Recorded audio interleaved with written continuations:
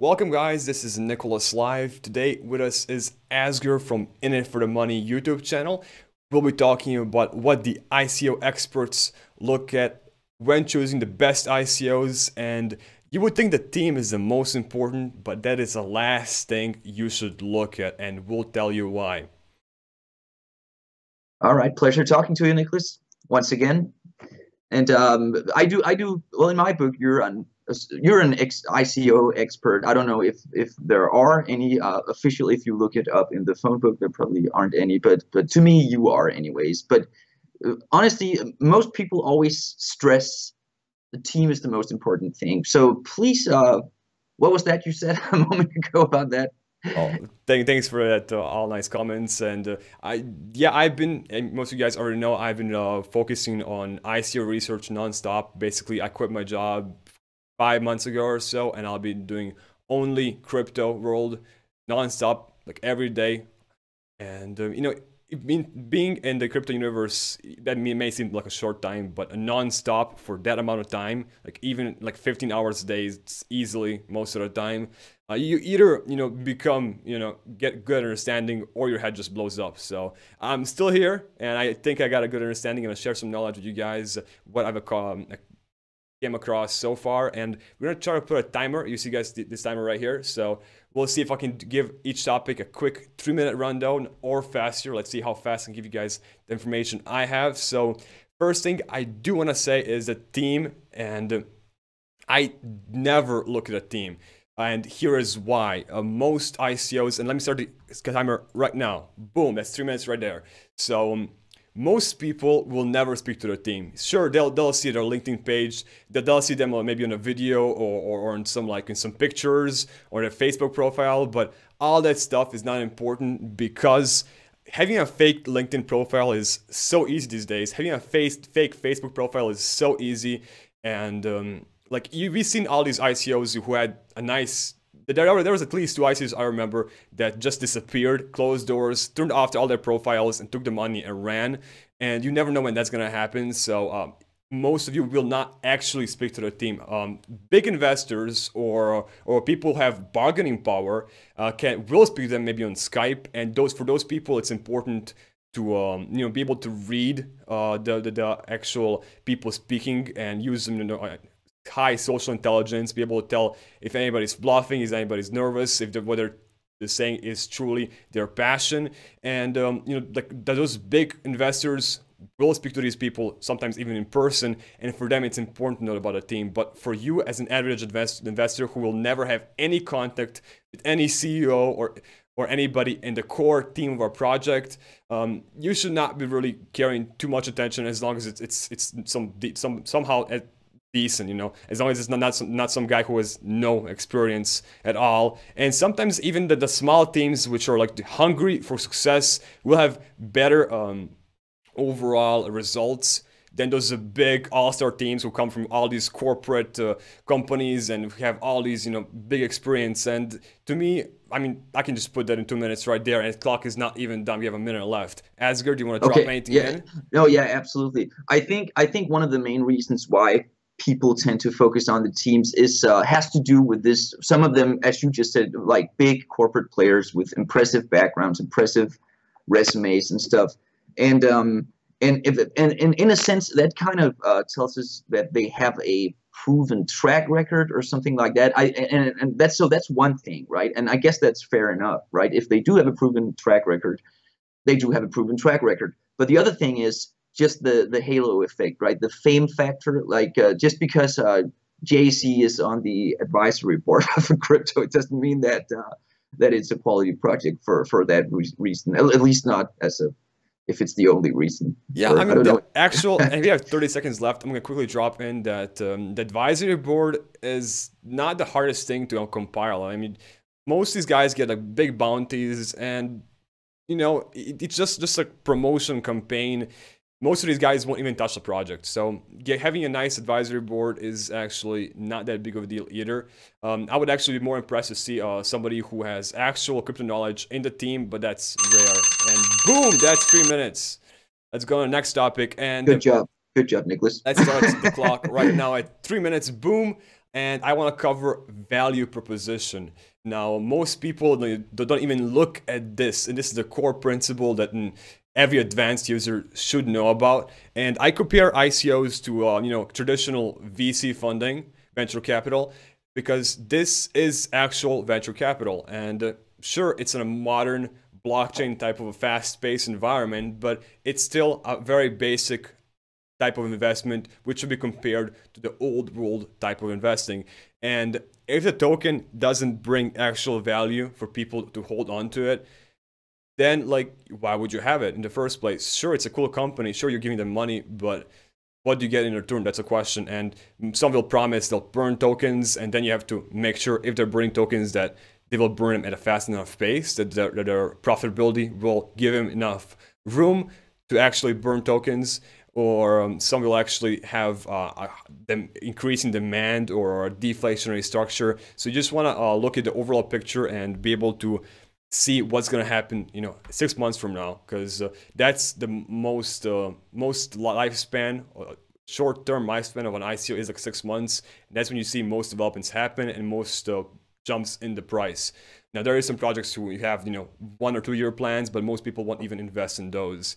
So I think a good example would be this is my personal opinion, and I don't have anything against IndaHash, but I remember speaking to them and as part of my ICO research and speaking to the actual founder teams on Skype, because I was able to have some bargaining power and be like, hey, I want to get to know you guys before all these people invest. And what I asked them is like, so what's the point of like your token? Like, there's thousands of cryptocurrencies that could do the exact same thing your token does in IndaHash. There's no unique approach you get from the token.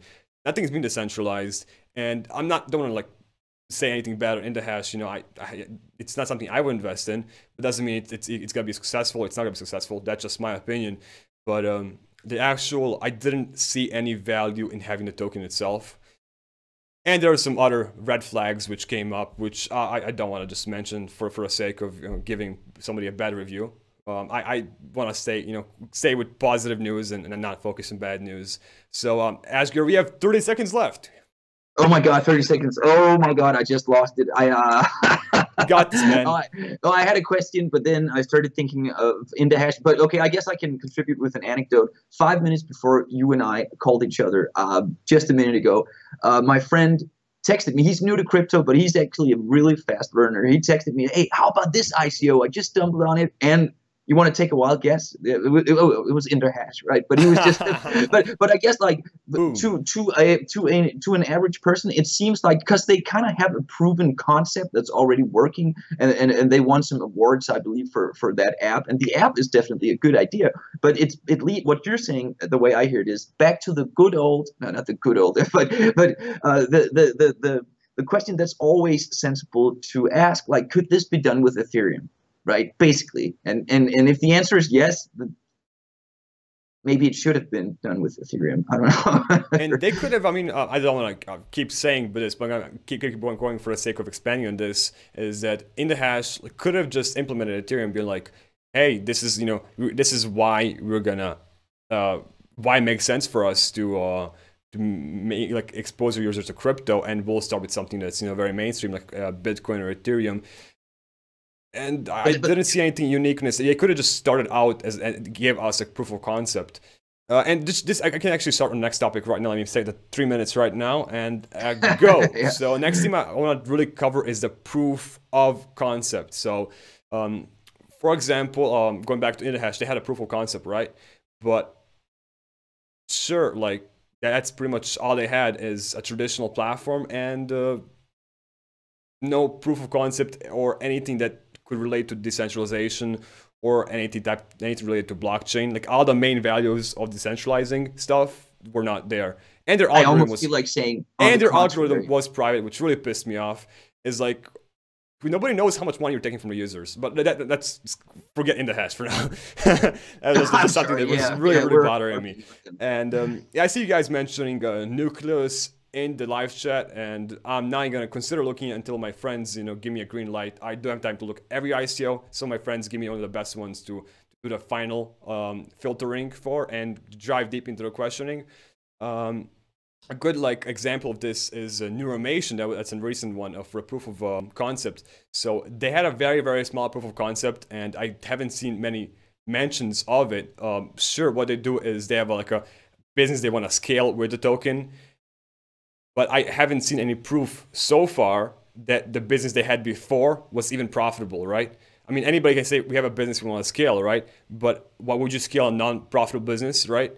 If the business wasn't profitable in the first place, why would you scale it? So that is something like I would have to sign an NDA, which I already have, and I should definitely look at the numbers they send me back. But you really want to like see if they're like scaling a business that's already out there. Like, okay, tell us more about business. If they don't mention the business, they might be not mentioning it for a reason. And all these people who keep their like profits private, and you can't come to a blockchain and ask for crowdfunding, but keep all the main information private and act like an old person company with, you know, oh, we have private code, we have a private, like, you know, numbers that we raise or make a year. What's the point of you coming to the blockchain in the first place? You have a minute left, actually. That was pretty fast. Yeah, you're improving, Nicholas. But no, yeah, scalability. Well, there's actually a whole lot to be said about scalability. I remember, like, before I entered blockchain universe and crypto space, I guess. I own like a tiny tech company, and I designed an app and stuff. And people always said, "Oh yeah, but are you sure it's scalable?" And I was like, "Come on, guys, that's really not an issue at this point, because I was in the upstart phase." But what you're talking about and what we see in crypto all the time is, well, if investors are supposed to be confident in this proposition, and if you're asking for like 10 or 30 million, I mean, you gotta make sense in like a 2 years down the road. You can't be like, yeah, we'll use the funds to do this, but what next? No, Boom. And as you said, if what you're scaling is an unsuccessful business, there's only like, that's just pretty much a proposition that it's going to be even more. It's going to be continuing to be unsuccessful, just on a bigger scale, basically. So like, hats off to any ICOs who want to scale, but they come out and say, we have this much profits, but we need investment to do this. And I haven't seen anybody do it so far. So if you're looking to scale, you should definitely consider actually showing what you're scaling first. Let me set the clock again for 3 minutes. And this brings me to the use of funds. Boom, start. I think a great example is not only the ones we mentioned before, but if you're like a big old company, like there's like a lot of hype around Kin, which raised, how much money was it, like 100 million or something, right? I think it was 100 million, yeah. Okay, so you got this like really big platform, you got lots of users, and you want to scale it, or not really sure what they wanted to do, because what do they need 100 million for? I mean, they're already a successful business. I had no idea like what were the funds were used for. Like, you guys are already like rich as, you know, F. And that's why Kin kind of crashed. And all these people bought into the hype. And what next? Like, oh yeah, so they already had money before. Now they have even more money. What now? We're left with these tokens, and we're really not sure what we did to buy them in the first place. You know, there was lots of hype, and I seen it happen. I'm like, not even touching that. Yeah. That was super easy. Like, it was, yeah. It was. I mean, I understand. Like, I want to touch back on like some smaller ICOs. If somebody asks for like 10 million, right, and they actually need it, like, it makes 100% sense for them to ask for your funds, because an ICO in itself is crowdfunding. So if you're crowdfunding, they have to have a really, really good strategy to use those funds, and they have to need those funds. They shouldn't be coming like in the hash to grab your money and be like, okay, what's next? What's their next? What do they need the money for in the first place? So what ends up happening is like the actual people who need the money don't have too much money to market, and these are the undervalued ICOs that you should be looking for, that are not marketed and not hyped, because the ICOs which need the money and actually have a good use case for the funds don't have a big marketing budget. It makes sense, right?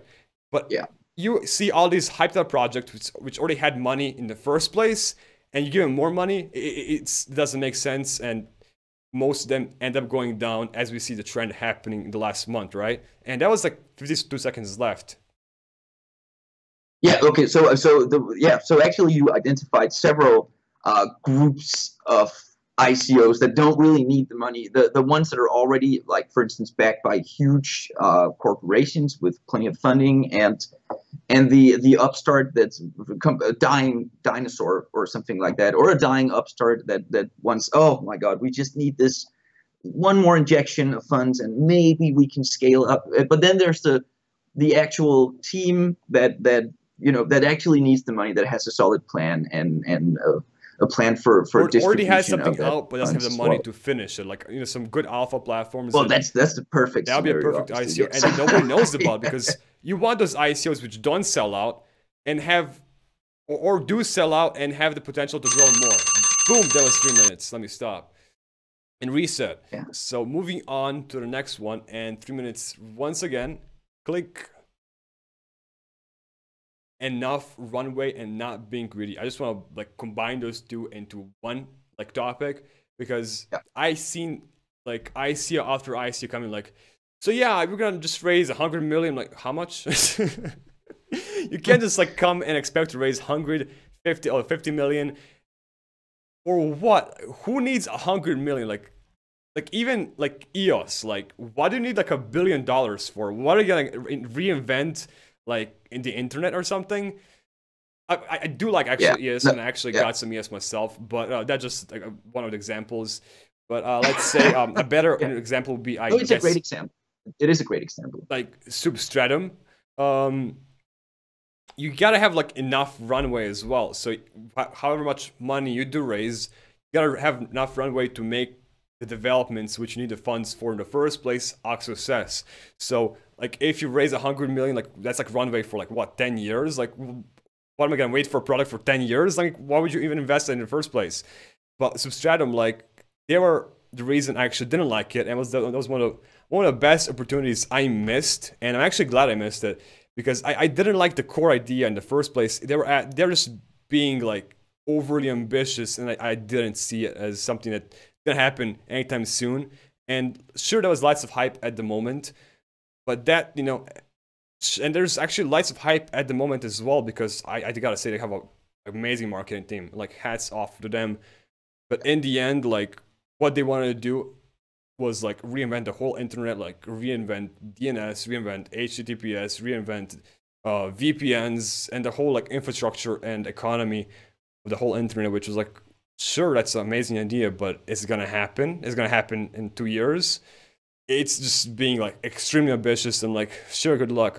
You know, I want to focus on the underdogs who, you know, who want to make something happen that's realistic. So that's what I mean by being not greedy. You gotta have realistic expectations. So I really love those ICOs, which would be like, oh yeah, we want like 13.5 mil. Like I heard that recently, like you just blew my mind. You said 13.5 million. You're that precise. I love you guys. Like he didn't even ask. They didn't say like 20 million. They didn't say like 40 million or 100 million. They're like 13.5. I'm like, that's amazing. Let's talk more. I love the non-greediness that's happening because there's here. Thought behind that number. It's not just some humble, arbitrary. Like, if you're gonna ask for 20 million, like what do you need 20 million for? And are you gonna like create a car or something? Jesus. What's up, Philly D? He's in live chat. He has an awesome YouTube channel. Just quick shout out. So that's 3 minutes right now. It's about to run out, but you know they have to be not greedy, but they have to have enough runway, and the actual idea has to be doable within a certain time frame. That's what I mean by the actual runway of the funds that you're getting. And you want to drop in before I go to the next topic, Asger? Yeah. Okay. So I think what you're touching on is extremely important, but it also led me to think of a different aspect that we didn't touch on specifically. But in the case of Substratum, just to use that as an example. So I was following Data Dash, Nicholas Merton. He's a great guy, super pro. He's very knowledgeable, right? But he's extremely bullish on Substratum. And in one of his episodes, he was talking about, I think he said something like, yeah, but guys, this is not just about making money. This is about ideology. This is about the need to decentralize the World Wide Web. And I kind of agree with that on a personal level. But as an investor, that's just, you shouldn't even be having that kind of considerations, because that's emotional, basically. And I'm not saying I'm not relatively and emotional. I want to touch base on not with money, no. This, like, we're totally sidetracked right here. I just have to like get it off my chest. Like, Paragon. They were like all about the ideology of making weed legal, but like as an investment, there was nothing to it. Like they were just a glorified real estate business, and not many people actually knew that. They're like, oh, they're about real estate. I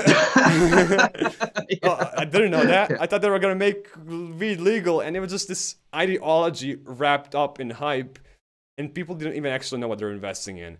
But I just had to like throw that one in there. Nothing against Paragon. Like Paragon could be the next top 10 coin for all I care. I'm not saying any of these projects are bad investments. I just say like I wouldn't personally invest in them because I'm very picky. That's also another point that I need to get off my chest that I sometimes stress in my videos. It's about minimizing your risk, right? If you always take the maximum risk, and crypto is already super risky, and so for every bigger investment you make, you just need to minimize the risk as much as you possibly can, and that's why I'm so happy you and I have become friends, Nicholas.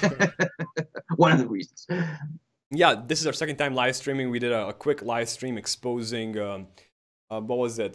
Palm Beach Confidential. What was it, like 2 weeks ago? When that last Palm Beach release happened. It wasn't really exposing, but just giving out some facts, which I found pointing in the negative directions. It's, you know, they could, I'll give you guys good investment advice. I'm not saying that, but I don't think it's for the advanced users. You should definitely check that out. I'm going to put that link in the description.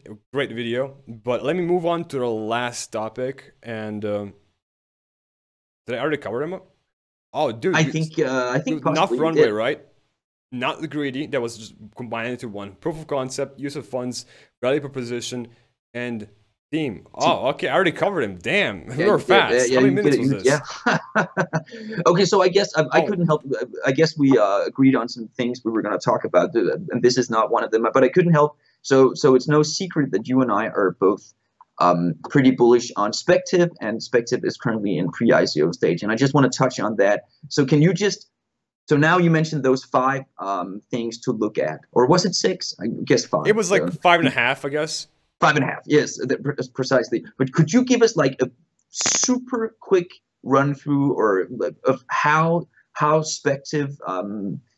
I'll actually use the points I already gave. So like Spective is a VR platform, but it's also an ecosystem for rewarding influencers, the content creators, and people who actually curate and consume the actual content, the VR content in this situation. And what I liked about Spective was it was a complete ecosystem, and the value proposition is that the ecosystem is closed, and that's what the SIG tokens is used for. And the whole ecosystem to function, for the ecosystem to grow, you need more SIG tokens, which are limited supply, and that's where the demand comes from, and that's the actual value proposition. Use of funds was great because they were looking for partnerships, expanding both the influencer part and the content creator part, because they're not looking for users, they're looking for content and for people to advertise, right? Future users come naturally. So that was also legit use of funds, because they need to like clean up their current platform, which is SpectiveVR.tv, and it's already functional, but it needs to be amazing to compete with anything, you know? And overall, anything in VR just makes me lose my mind and love it, because you and me know that VR and blockchain are 2 fastest growing industries. Now, if proof of concept, that's the actual alpha platform released and working, and enough Runway and not being greedy is that really small soft cap, which they already raised their minimum in like the pre-ICO or pre-ICO. It was like a 2 million or something, 3 million. It was very not greedy, like minimum they needed to make this happen. Yeah. And they already got it. Like they were legit. Like, we want this, and this. And we're gonna have it done. And we were like, yeah, makes sense. So that was the part of not being greedy and having enough runway. Now, the more people invest, and right now they extended their last bonus of 60% in the pre-sale, which is running right now. They extended a few more days. It was supposed to end like a couple hours ago, but due to the Ethereum network being slow and all the demand on the Ethereum network, some people were having issues, so they were nice enough to extend it, and so you can get like 60%, that's 60 bonus, with an additional 20% bonus using the link in the description. That's a total of 80%, and it's only till December 12th. The 20% bonus from the link remains, but the base amount of 60 will go down bit time until the ICO ends in 21 days from now, or 20 days from now. That's end of December, basically. All right, awesome. Okay. Oh yeah. So just out of curiosity, I guess we could call it a critical question, right? But so there was lower cap at $2 million or something like that. How much are they raising in total? Is it 30? It's 30, right? I think the max cap is 40. Oh, 40. That's like, it's more ambitious than I would like it to be. It's I would prefer like maybe a 20 to 31. Yeah, because I was being in a say, big industry of VR, it does make some sense, and I'm okay with that. But you know, you can't have a perfect ICO each time. But this did hit most of my, you know, very specific filters, which, you know, it was a go for me. And sometimes you gotta, you know, there is just some projects that are a bit, I guess, outliers or very specific in what they're doing. So this criteria should be flexible, because crypto is a flexible space. Yeah, absolutely. So I guess we're pretty much done for now. I could mention that. So this is like stuff to look at to find the good ICOs. But we've been talking about doing another video together. Let's keep some for next video. We'll actually do 5 more things on the next video. These are somewhat advanced things that, you know, advanced users should definitely look out for, that, you know how the economy of crypto works and are more into numbers. But how about we go 5 things that every investor should look at, that even the basic new people will be able to see right off the bat. So we'll make a simpler video next time. Definitely a shorter one. That was a quick 25 minutes. And I do want to quickly shout out to Rankard 15. He won 200 SIGs from the last video, just because he liked, commented, and subscribed. And I definitely do want you guys being actively engaged. Don't be a passive bystander. So if you like, comment, and subscribe on this video, we'll give out another 100 SIGs, that's Spective tokens, for you guys. Random winner will be chosen on the next live stream. Is that awesome? Congratulations, I guess. Good job to Rankard 15, and there's 3 more days left for you guys wanting to use the bonus linked in the description. Asger, thanks for being with me here, and we'll go in depth on 5 more things next video. Is that cool? Always a pleasure, Nicholas. See you guys later.